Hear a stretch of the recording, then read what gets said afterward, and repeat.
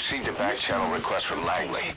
We're to find a piece of new American military hardware that's gone missing in the mountains of Afghanistan.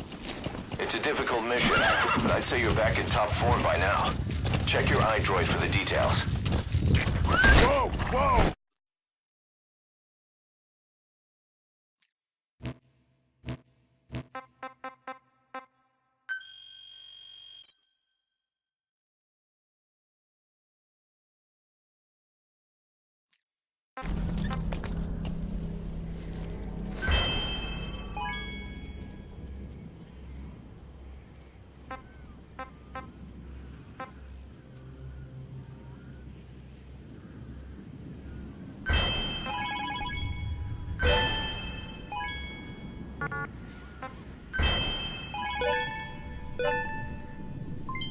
Development project has been added.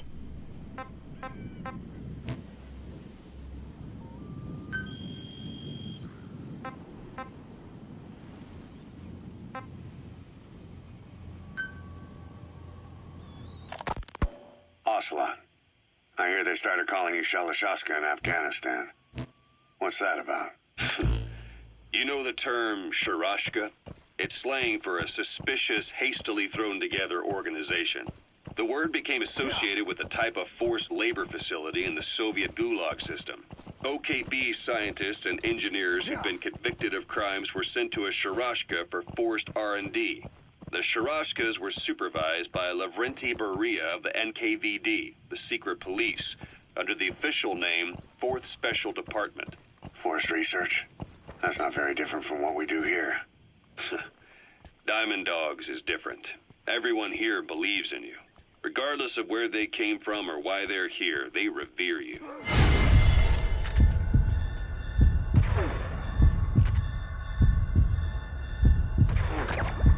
Fighting because it was their choice.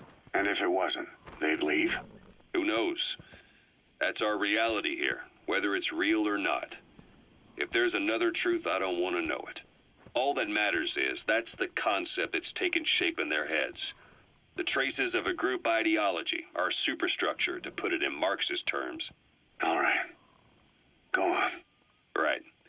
So anyway, at some point the enemy started calling me Sharashka. This was after the war in Afghanistan broke out. While I was keeping an eye on you in that hospital, I was also heading up interrogations here. The men I broke gave up their comrades and families, everything they wanted to protect them most. No real cause for it. I just let myself get caught up in the old Russian pride. And suddenly I received the honor of becoming Special Interrogation Advisor to the forced labor camps. But the more men I interrogated, the more people saw me as just that, the interrogator. It helped cover my real objective of keeping you safe. You went that far for me? Far enough to keep you alive. I ended up being pretty well known among the Afghan guerrillas. Some of them would have seen me on the battlefield. And that's how I got the second half of the name. Shashka. It's a sword, a type of saber from the Caucasus. Russian dragoons and Cossacks carry them into battle. Now, the Russian Empire had a general by the name of Fyodor Arturovich Keller. His bravery earned him the nickname Russia's Greatest Shashka. Someone must have known about that, because somewhere along the line, Shashka got stuck on the end of Sharashka. The guerrillas were using the name amongst themselves, and by the time I got to hearing about it, pronunciation had wound up as Shalashashka. So, half Gulag, half Hero Sword. It's a perfect fit. But you see how rumors and ideas about people can get out of hand fast. Once you create a character and put it out there in public mind, it warps and twists with every baseless rumor. And before you know it, all people see are phantoms. In my case, it works out just fine. I'm plenty used to working under aliases.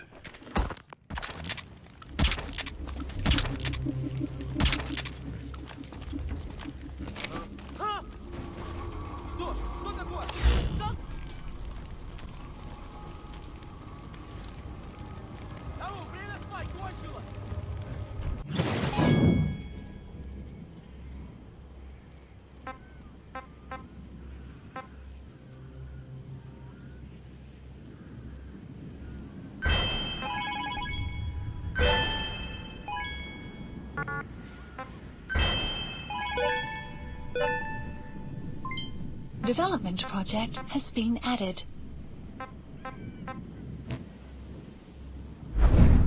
Humans are incapable of destroying themselves. Turns out he never knew what humans are capable of. If that AI, I mean, the boss, hadn't found a way to stop the fake data transmission, they probably would have gone ahead with the launch. Subject on board. Leave the rest to us. All thanks to you. And her. The U.S. Soviet... Set the ball for what happened in Nicaragua no doubt helped trigger a change of heart.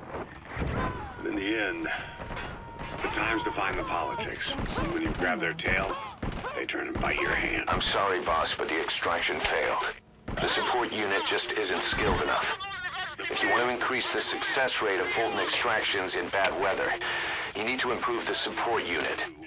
You were still fighting for America. 1964. Operation Snake Eater. Its objective? The assassination of the legendary soldier known as the Boss. When you returned home successful, they awarded you the title Big Boss. Your CO, Zero, sought to carry on the boss's will by covertly establishing his own... He's coming too. organization. Roger that. You knew the original members from Operation Snake Eater.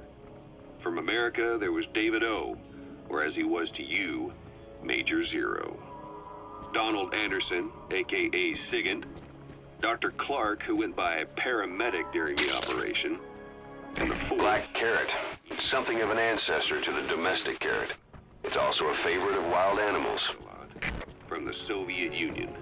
6 in total. To us, government notions of friend and foe were meaningless. As were East and West.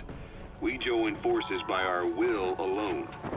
Our objective was to fulfill the boss's dying wish. To make the world one. And to do it, Zero used the Philosopher's Legacy, the secret war fund you obtained during Operation Snake Eater. This organization would go on to become Cypher. I, on the other hand, was left with the problem. You only recovered half of the legacy. I had to locate the other half myself. When I found the funds, I passed them on to Zero, just as you wanted. I still trusted him in those days. We thought what he was doing was the boss's will, until he started that one project. Les enfants terribles, Zero called it. You parted ways, as did Eva, leaving only Anderson and Clark still with him. I maintained limited contact, although truth be told, we were just keeping tabs on one another. The reason was always you. After you returned to the Army and created Foxhound, you left America. For a time, even I'd lost track of you. I'd imagine Zero did too. Select a mission. You always were the best when it came to hide and seek.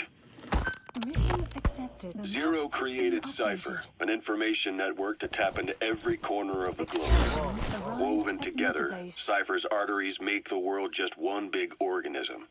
And that's not all. It also monitors the thorn in Zero's side.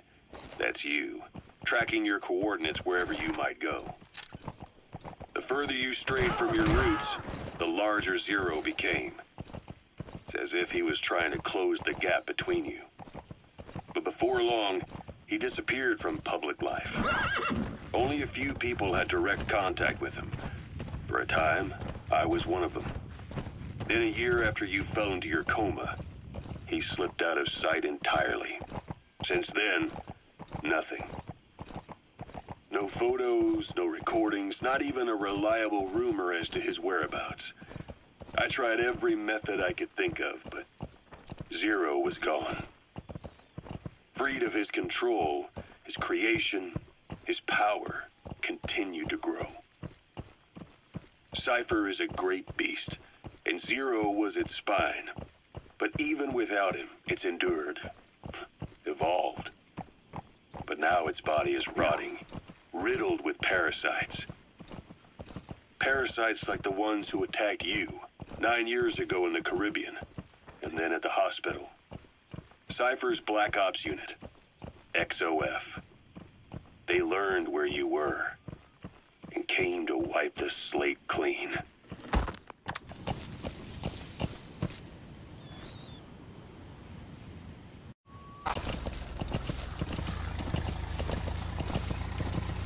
Yeah. Yeah.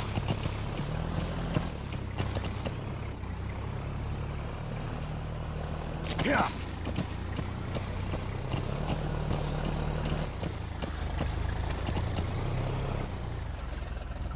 Yeah.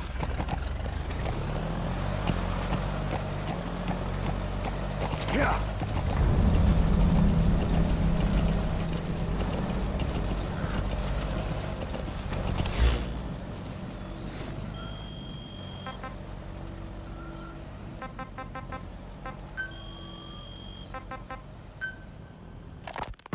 Christmas Eve, 1979. The Soviet Union rolled into Afghanistan. Muslims had revolted against the Soviet-friendly regime established the year before. The DRA forces could no longer contain it themselves, so the Soviets went in to intervene. The Afghan government was powerless and fraught with infighting. They lost the hearts and minds of the people, and that alarmed the Soviet leadership. With the Islamic Revolution happening in Iran, the Soviets felt they had to act fast or risk the spread of Islamic revivalism.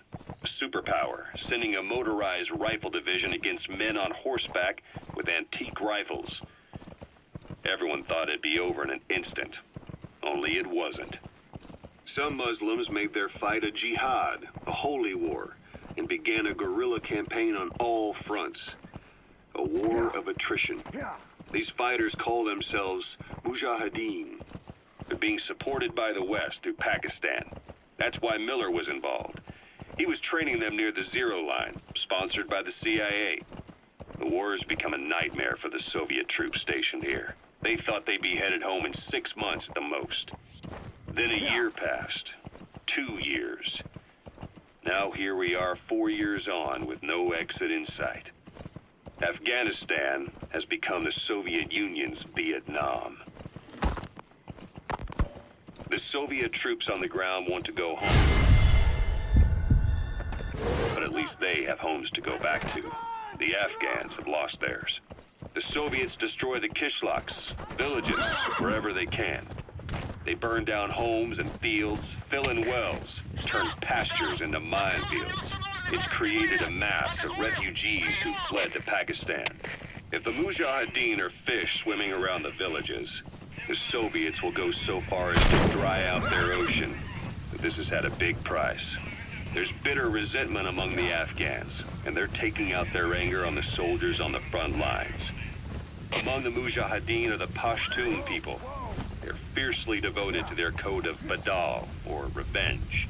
Soviets they've captured have had their hands, feet, and noses cut off before being left to die at the side of the road, just to show their comrades what they're capable of. Friendlies who come across them can do nothing but put them out of their misery. Then they burn down another village in retaliation, and the cycle of vengeance goes on.